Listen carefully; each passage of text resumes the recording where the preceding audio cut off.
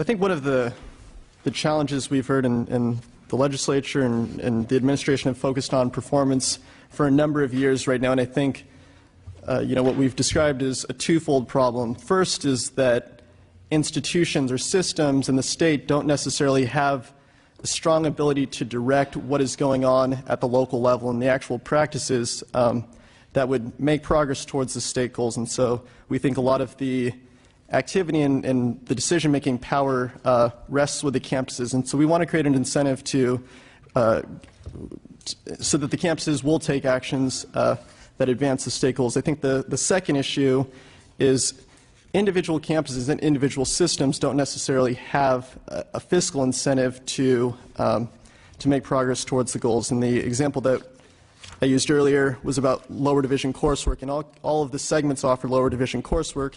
For students that transfer to the UC and CSU, they may be required to retake courses that they've earned advanced placement credit for in high school or that they took at the community colleges simply because of a campus's individual program requirements. And so a campus fiscally doesn't have a fiscal incentive to not require students to retake courses.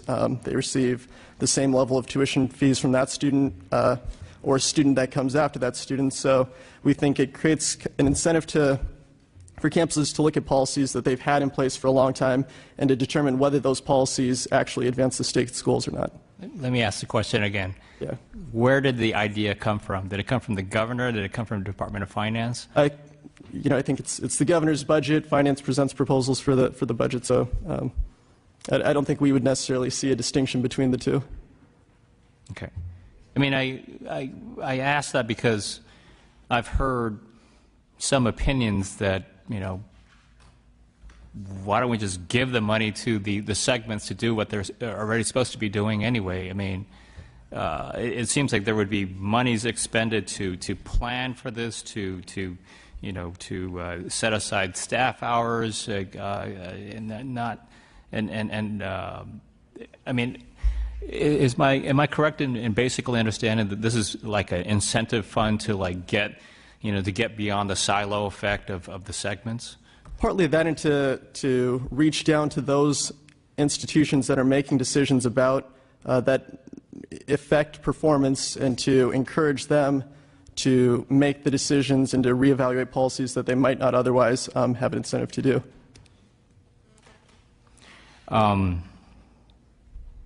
Yeah, I mean, I was thinking $50 million, would that pay for all those student campus success fees, But, I think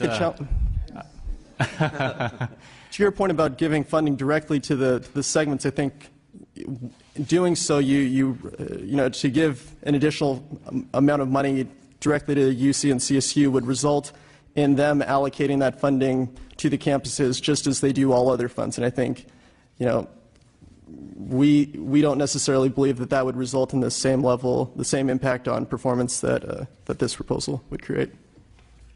Okay. Mr. James? So while I applaud the governor's idea, I think it's great to be rewarding innovation.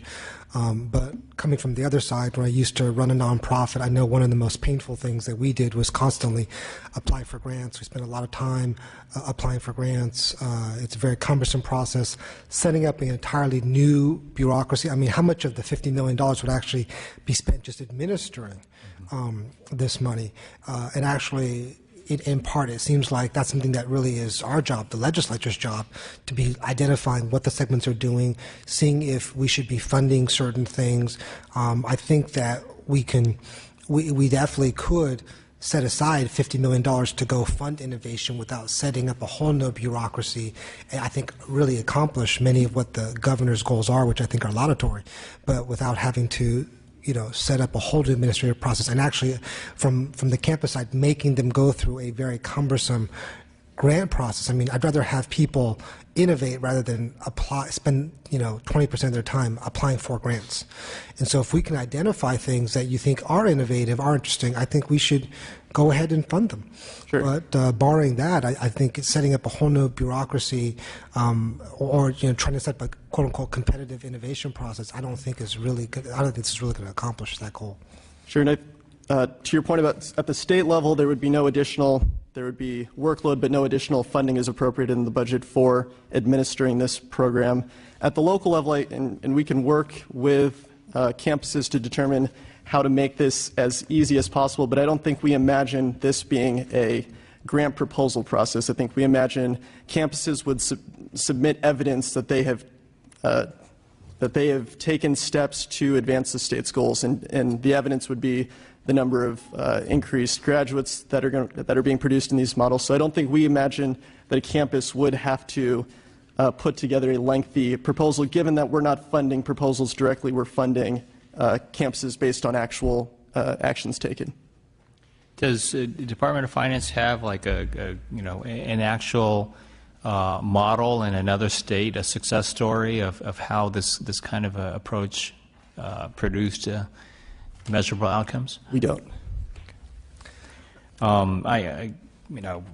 The agenda lays out some specific potential uses of this kind of money. I've met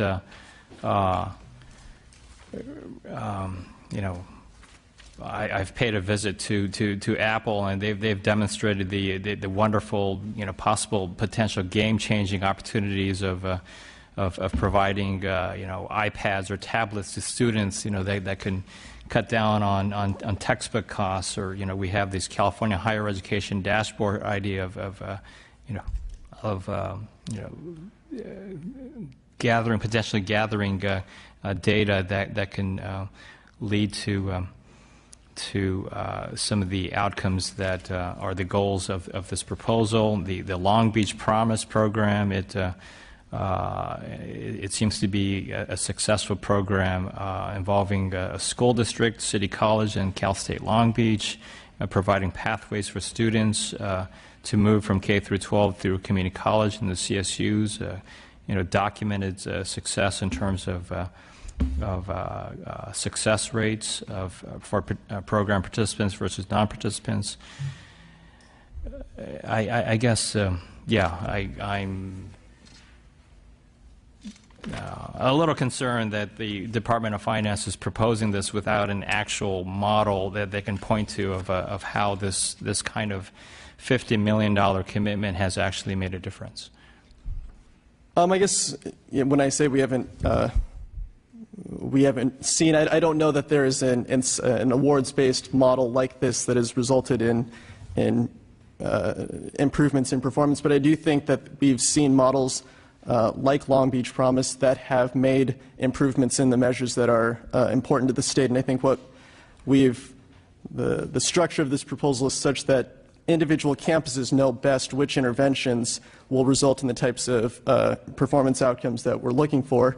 And campuses need to be making decisions about how to allocate resources, given growing resources in future years, or reallocate their resources to implement those kinds of models that achieve the state's goals. But I guess if independent campuses know best, but then we could just give them the money and then they could do it.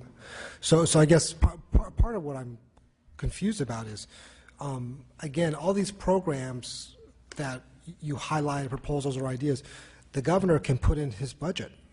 The finance can put in his budget. You could set aside $50 million for innovation and put it in your budget tomorrow. You could have us review it. Doesn't seem like you need to go through a separate committee process. If you asked UC and CSU and the community college system to do it as part of the budget process, I'm sure they would. So that's where I'm just sort of puzzled, because this could all be just part of the regular budget process. I think it's, again, great to incentivize innovation. I think it's great to incentivize working together. But as part of this budget process, I think if we ask the three segments to do that, I'm sure they'd bring it forward. And I think I would just close by saying the budget does ask the segments to do that. The governor's budget summary includes a very strong request of the segments to take actions that would make progress towards the state goals. And I think this is intended to reward those who do that most ambitiously. All right, let's open up for public comments. Good evening, Mr. Chair and members. Jonathan Lightman on behalf of the Faculty Association of California Community Colleges. So while we support this in concept, we certainly agree with Mr. Ting's statements in terms of perhaps there's a better mechanism to deliver it. We also have two very important caveats that we would like to share. The first is that we strongly urge you to add trailer language that none of this money should be used to promote the use of massive open online courses in California community colleges. Second, we believe that a better group to decide on who should get this money, if it is a grants basis, would be the inter-segmental council of the academic senates, as compared to the governor's proposed group that he has proposed in his budget. Thank you.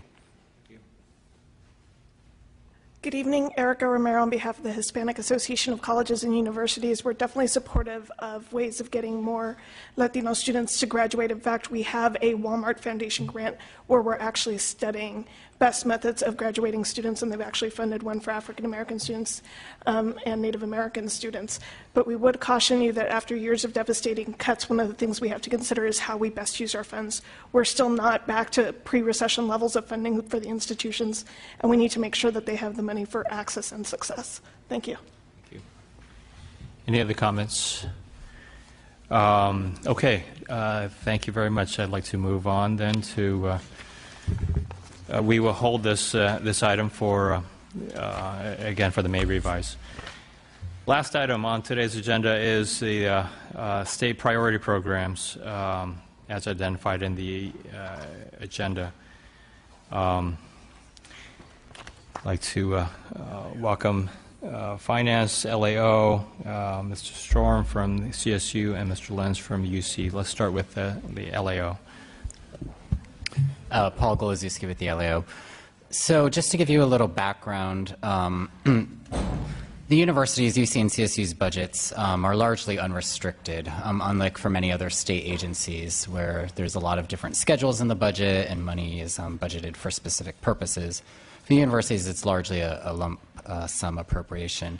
However, the state traditionally has designated some funding for specific purposes, and these traditionally have been known as earmarks, or in your agenda, they're called priority programs.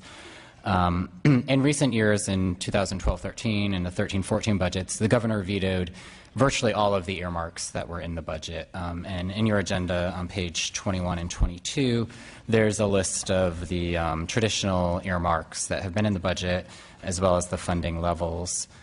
Our advice to you on this issue is that we do think it's appropriate for the legislature to designate funding for certain purposes that it considers a high priority. It provides transparency in the budget. It provides accountability in terms of spending. Moreover, the universities have, by and large, committed to still funding a lot of the priority programs. So it begs the question of why shouldn't it be in the budget if the universities are still going to continue to fund them? However, we would note that over the years, some of the earmarks in the budget did become irrelevant or had not been reviewed on a regular basis. So if you were to consider restoring them, we would recommend that you take a thoughtful approach as to which ones to restore to the budget. Thank you. Next, Department of Finance. We don't have any additional comments. Okay. Mr. Storm. I don't have very many comments other than the way that the agenda is laid out here is demonstrates that we have about 3 programs that we've historically funded. I just want to point out that we continue to maintain those programs regardless of whether those earmarks are in the budget or not, and we anticipate spending the same amount of money in the year forward as well as beyond that. Thank you. And Mr. Lenz. Actually, a bit indifferent, Mr. Chairman, as to whether you earmarked them in the budget or not. You've recognized them as your priorities. We've supported those priorities. You know, we provide reports for each and every one of these to the legislature on an annual basis. So, you know, as long as we have an understanding about what happens with the overall budget. And by the way, Mr. Chairman, we've had that agreement with the legislature. So in very difficult times, some of these programs have recognized the same percentage of reduction that has occurred to the overall UC budget. But clearly, if they're your priorities and you think we should continue to fund them, we will do so. Thank you. Public comments. Thank you, Mr. Chair. Aaron Fox, the LA Gay and Lesbian Center, also the co-chair of the California HIV Alliance, a group of HIV service organizations throughout California that work together to impact public policy.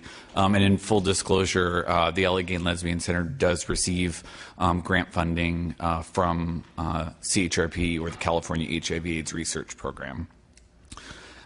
We believe that the subcommittee should take the action that it took last year in prioritizing the California HIV/AIDS Research Program. CHRP conducts important research on California's HIV/AIDS care, treatment, and prevention. CHRP's recent research includes a qualitative and qualitative examination of the transition of thousands of people living with HIV from the AIDS Drug Assistance Program into California's low-income health programs, and from Medi-Cal fee-for-service into Medi-Cal managed care, and an analysis of the cost considerations for ADAP clients who are newly eligible for private health insurance through Covered California. CHRP also is undertaking a statewide study in agreement with Gilead Sciences to evaluate a community response to pre-exposure prophylaxis, or PrEP, which is a new biomedical intervention tool that could be a game changer in ending the HIV epidemic. CHRP has also funded a demonstration project focusing on the effectiveness and cost effectiveness of patient-centered medical homes for vulnerable people with HIV. And CHRP now funds 2 ongoing policy research centers, one in Southern California and one in Northern California, to provide evidence-based rapid response research on emergency policy issues. Findings from CHRP programs have helped California maintain its leadership role in improving the health of people living with HIV, reducing the risk of HIV transmission and new infections, and ultimately helping to end the HIV epidemic. We urge this body to take the action that it took in prioritizing this program that is so important to California, and we believe that prioritizing it and not just including it in general with the UC would be a wiser way to go. That way there would not be any possibility of this funding being absorbed into the general UC budget, and the legislature would be able to maintain its commitment to the program, and we definitely would be in favor of any review by the legislature at any time of the program. Thank you. Thank you. Good evening. Megan Scott on behalf of the UC Berkeley and UCLA Labor Centers. We're the only statewide labor research and education programs in the UC system. And we've been around, I want to say, for 50 years. So this is actually our 50th anniversary of serving a bridge between the UC system, policymakers, and working families here in California. So in 2008, funding for the labor centers was cut from $6 million to $2 million, which is the current funding for this fiscal year. And we're calling for restored funding, which will do 3 really critical things. First, it will help restore and expand our ability to provide timely and policy-relevant research to all of you, to state agencies, and to stakeholders on a really wide-ranging array of labor and employment issues, things such as clean energy jobs, the underground economy, immigration, healthcare, unemployment, workforce development, et cetera. Second, it will support and expand labor research programs throughout the UC system. That's something that we actually began to do back before our funding was cut, and obviously going from $6 million to $2 million has limited our ability to expand the reach of our programs beyond our 2 campuses where they are currently. And third, restored funding would help expand the statewide labor education component of our work, which is training the next generation of labor leaders here in California. So I respectfully ask that you all work to help restore the funding to the $6 million level that we had in 2008. Thank you very much.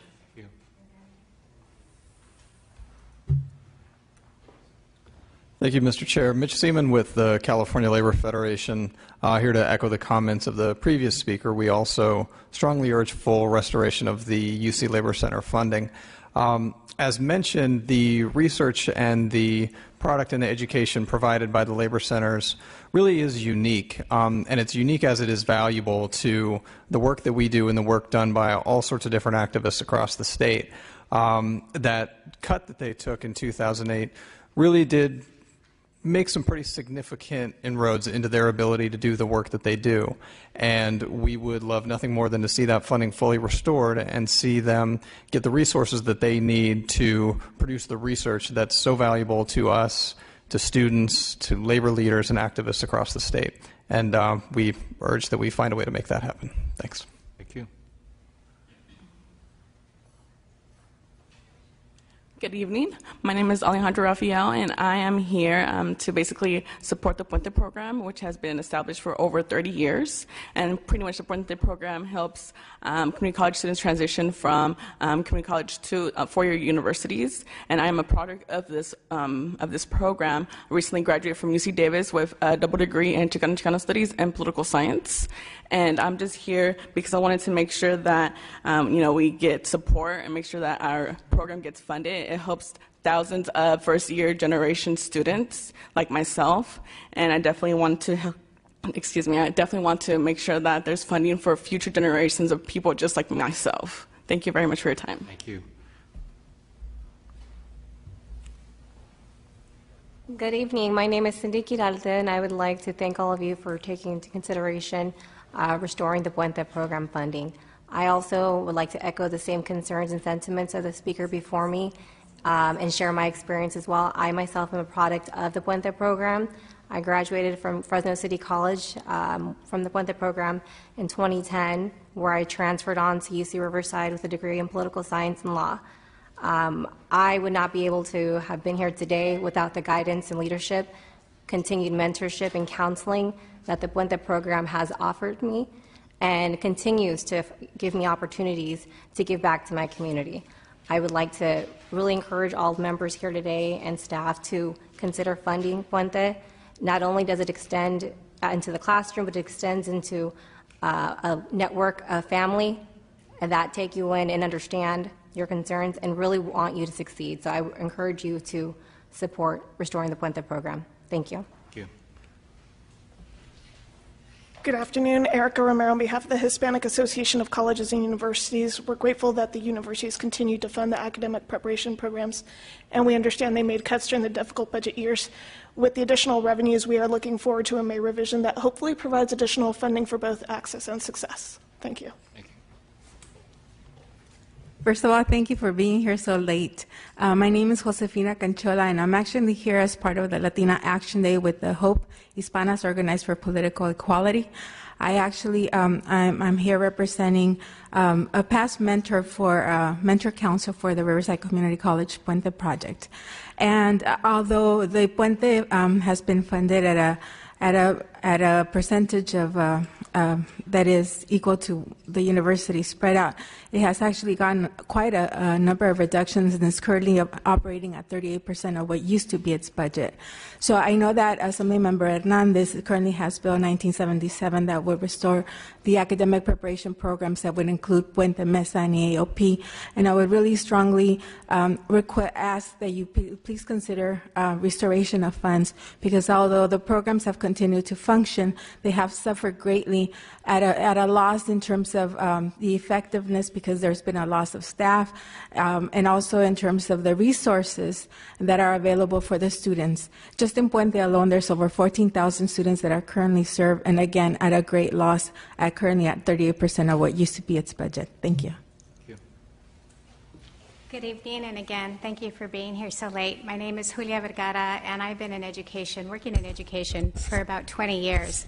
I've worked with middle school students, high school students, community college students, university students. And although a lot has changed in the last 20, 25 years, things are still the same.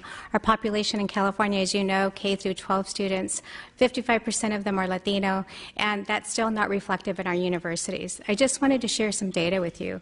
In terms of Puente, this last year, for the year of 2013 to 2014, 24% of the underrepresented students that attended competitive UCs, UC Berkeley, UC San Diego, and UCLA, came from Puente.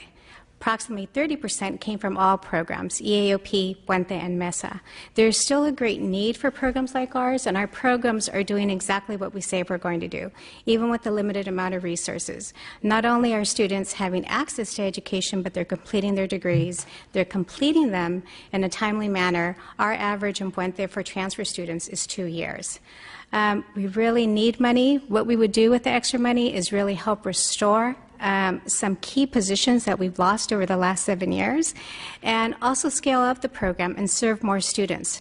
We currently serve on a yearly basis close to 15,000 students, and we could actually increase those numbers and increase the college-going rates for underrepresented minorities if we were to get some of our funding restored. Thank you very much.